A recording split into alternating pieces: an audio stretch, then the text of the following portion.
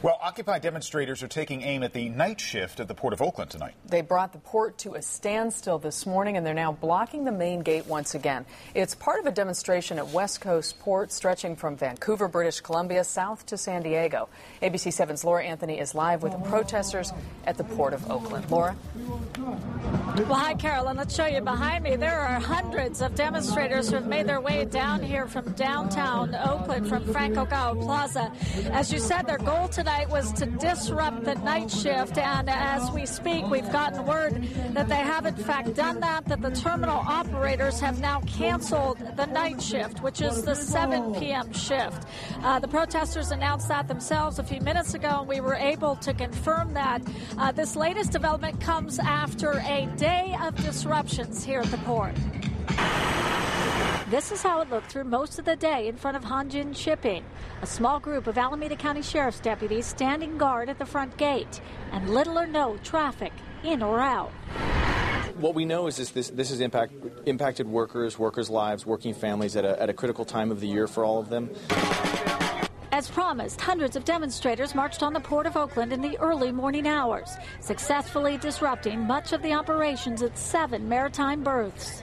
What about those who say you're actually hurting the working people more than you're hurting the rich people? Yeah, we are for sure hurting people that are working, but I think we are hurting the people that are up at the big spot. Like, I'm sure we are scaring them a little bit. Their union confirms that 150 of the longshoremen who showed up for the day shift this morning were sent home because of safety concerns. The companies asked for about 200 workers to come down to the Port of Oakland today. About 3/4 of them found demonstrators and police and did not feel it was safe to go in. Protesters caused sporadic disruptions throughout the port area.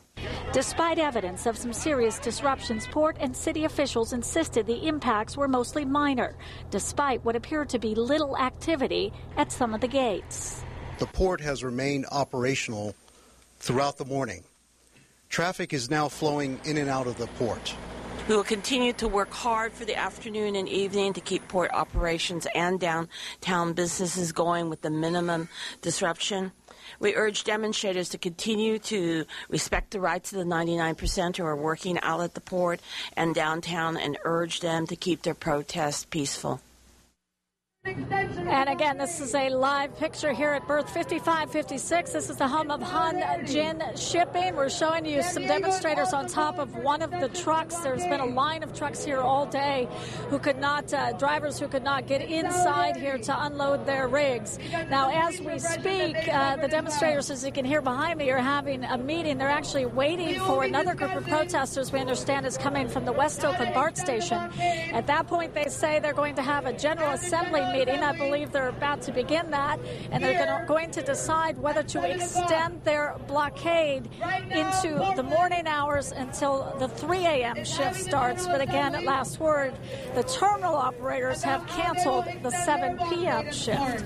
Back to you live in Oakland. Laura Anthony, ABC 7 News. All right, Laura, thanks very much. And more live pictures of the march. You can see that there are hundreds of demonstrators as you look at this ground-level shot. ABC 7's Jonathan Bloom is moving with them step by step tonight and is reporting live. Jonathan? Dan, you know, what you're looking at here is the second wave of protesters, those protesters who started marching at the West Oakland BART station and have now made it here to the port to join the other large group that left from City Hall just after 4 o'clock. You can see these protesters are very densely packed in a group that spans the entire width of the street leading into the port, and they've stopped momentarily, most likely to chant and listen to instructions here. They're holding up signs that say "Unite and Fight." They say "We are the 99%." The message of this movement, the battle cry of this movement, if you will, and they're also holding up some of those very nice, colorful, professionally printed signs indicating solidarity with some of the labor disputes that are going on up and down the West Coast at other ports that are also being blockaded during today's coast-wide action, if you will. You can see some folks with bicycles here in front of the marchers, and you can see the marchers have stopped there, not because they're being blockaded, but because they're presumably stopping to organize before continuing to march on into the port there. But this group we thought originally it was just 100 or 200 people. Now, it turns out it's a pretty big group. We can't tell just how big it is because we haven't gotten up on a hill to look at them, but almost as big as the other group, it seems, the group that's already in there, blocking the main entrance to the port. As recently as a half hour ago, we saw some cranes moving, but we have not seen any trucks going into or out of the port this entire time we've been here, because these marchers have done a very successful job at blocking the entire width of the road leading into the port. And by the way, we've counted so far, and since we got onto port property, we've seen only 13 Oakland police officers this entire time, Dan. Interesting. Okay, Jonathan Bloom reporting. Thanks, Jonathan. Watertown.